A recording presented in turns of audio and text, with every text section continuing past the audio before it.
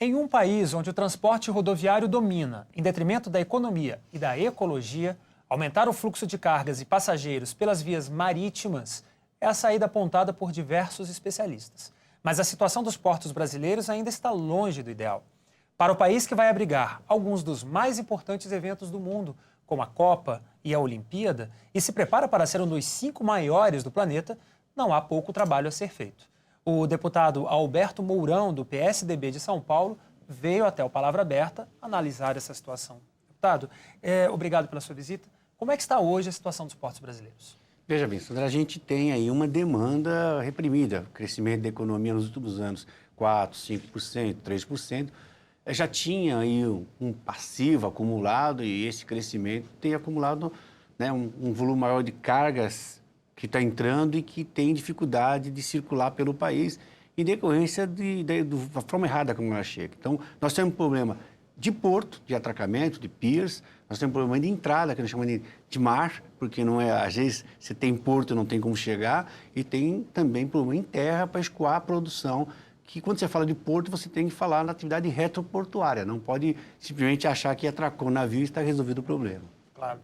O senhor integra a subcomissão de portos e vias navegáveis aqui da Câmara dos Deputados. O que a subcomissão, nesse momento, está analisando? O que está sendo feito para ajudar a melhorar essa questão? Nós fizemos algumas audiências, procuramos trazer toda a cadeia produtiva do setor, desde o pessoal da agricultura, a Associação dos Exportadores, os responsáveis pelos terminais privados, públicos, concedidos, para que você tivesse uma ideia do que está acontecendo dentro do setor. Trouxemos a Anvisa, a Receita Federal, a direção dos portos, para que você, em cima da fala deles, a gente tivesse uma radiografia dos gargalos. A comissão visitou e está visitando diversos portos no país, de forma a que, em loco, você, nas audiências dentro desses estados, consiga também detectar com as associações, com os representantes, quais são os gargalos reais de cada estado, de cada porto. Eu converso aqui com o deputado Alberto Mourão, do PSDB de São Paulo. Deputado, quando se fala em portos, uma ideia que se vem logo à cabeça é a questão da exportação, né? Mas existe também a navegação de cabotagem, que faz a transferência de bens de um estado para o outro brasileiro. Essa é uma área que a gente tem que investir também? Nós precisamos resolver alguns problemas na questão portuária. Esse é um gargalo grave. Nós não expandimos a questão do transporte de cabotagem no Brasil por alguns fatores. O principal de todos é a falta de incentivo. Quando você pega um navio de bandeira internacional, ele abastece o combustível mais barato. Então, ele tem combustível mais barato e tem frete melhor. Olha que contrassenso. Então, é que a prioridade de chegada que os terminais privados não é para um navio de importação e de exportação, porque ele paga melhor frete, ele paga melhor remuneração. E ao tanto que o da cabotagem, por transportar carga nacional, transporta menor valor, automaticamente paga menos e gasta mais porque o combustível é mais caro. Então, essa é a maior reclamação dos armadores na questão da cabotagem. E também reservar espaço para que as janelas, parte da janela de entrada e saída, seja dedicada à cabotagem, porque se você não der prioridade para ele também não incentiva. E isto não é só transportar mercadoria pela dimensão continental, porque nós temos o Rio Amazonas, todos os rios navegáveis do país e mais a costa de 8.000 quilômetros, e você vai incentivar a indústria naval, porque a partir do momento que você aumenta o volume de navios no país, você aumenta o número de empregos nos estaleiros. A gente falava aqui no início do programa, deputado, de que o transporte rodoviário é dominante no Brasil. Uma das questões aí, talvez um desses gargalos, seja o escoamento de grãos, né? Já que nós somos um país cuja agricultura é muito forte. A navegação, ela poderia estar mais efetiva nesse escoamento aí de grãos? Hoje o escoamento de grãos é feito a maior parte por Paranaguá, um pedaço ainda é feito pelo Porto de Santos, e a produção de grãos, a maior parte é feita a partir do paralelo 15, né? Nós estamos lá na parte norte e nordeste do país e centro-oeste, andando 2.000 quilômetros às vezes para embarcar uma carga no Paranaguá. Quer dizer, você agrega um alto valor de transporte, cria uma questão ambiental e está exportando mais caro. Então, se torna menos competitivo no mercado internacional. O que a gente precisa é exportar pelos portos do Nordeste e do Norte. A gente vai ter já uma luz no fundo do túnel com a inauguração no novo porto do Maranhão, agora em 2013, que salta de 2,5 milhões de toneladas para 7,5 milhões de toneladas, a capacidade dele, automaticamente, grande parte da carga vai começar a ser quadro. Mas não vai ser solução, porque existe um desincentivo à produção, principalmente nessas regiões, porque o escoamento dessa carga fica tão pesada, cara, que não compensa. Ele vive no mercado interno e sobrevive no mercado interno.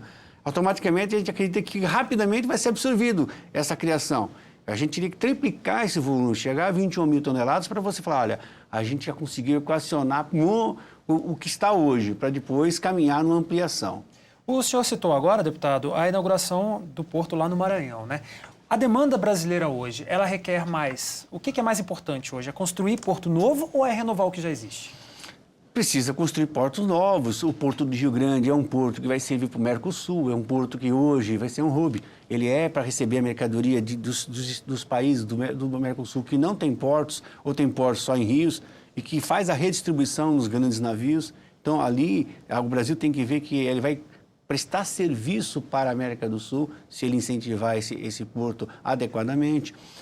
Os portos de Pernambuco novo, esse é o grande diferencial na parte nordeste, que acho que é o porto mais avantajado hoje, que vai congregar todas as atividades. O novo porto do Rio de Janeiro, né, que é fundamental. Só que quando você olha para o porto do Rio de Janeiro, o novo porto, você tem um problema de mar, que é a chegada. Lá é uma mão só para entrar. Precisa de duas mãos, porque você colocou a Vale, o Eike Batista agora com o seu porto, e mais o que já existe, mais um lá pequeno. O que vai acontecer? O volume de navios que tem que entrar não pode entrar numa via única, senão ele leva muito tempo, ele leva 3, 4 horas para chegar no mar, para passar todo aquele estreito. Não tem condições. Então, o que você precisa fazer, tem que fazer a dragagem do canal para transformar ele em duas vias. Então, esse é um investimento de 350 milhões que vai ser feito no Rio de Janeiro para tornar o porto viável do ponto de vista do investimento que está sendo feito lá, maciço pelo setor privado. Isso acontece com o Santos também, que vai estar com um investimento alto, hoje, por parte da Embraport e da Andrade, que vai dobrar a capacidade de TEUs. Não? 2 milhões e 700, vou ter 2 milhões e 400. Com o parceiro da Andrade Gutierrez, da Embraport, é um dos maiores operadores de portos no mundo. Ele consegue, num terminal, num atracador, movimentar 600 TEUs. Então, a movimentação vai ser volumosa. Só que aí ele tem 2 problemas no Porto de Santos. Eu acho que nós vamos ter um pequeno problema na chegada e principalmente na saída. Sem o ferro-anel, não há Porto de Santos funcionando. Claro. Por quê? Não tem janela de passagem. A ferrovia para em São Paulo durante o dia inteiro, esperando o funcionamento do transporte coletivo de massa, que usa o mesmo trilho do transporte de carga. Então tem que esperar a janela de autorização para passar um trem em baixa velocidade. A famosa intermodalidade de transportes que a gente fala há tanto tempo, né, e procura. Procura. Então você tem que resolver este problema, que é crucial para o Porto Santos conseguir movimentar. Então, o ferro-anel para nós é uma obra portuária também. Ela resolve o problema do Porto de Santos, torna ele ágil, né? E pode movimentar muito mais carga e tira muito o caminhão da rua. Falando sobre essa questão, deputado, do transporte de passageiros também, não seria necessário que houvesse também mais investimentos até para que o transporte de passageiros seja incentivado com mais conforto e seja mais, até para que turistas utilizem mais essa... Nós temos 2 tipos de transporte de passageiro. Eu acho que o transporte que é feito na região do Amazonas, nesses rios navegáveis ao longo do Nordeste, Norte e Nordeste, e aí no centro também do país, precisa dar uma regra melhor, decente. Vira e mexe, você vê acidentes gravíssimos, né? Mortes de centenas de pessoas e ninguém toma uma atitude, porque não há incentivo para o setor.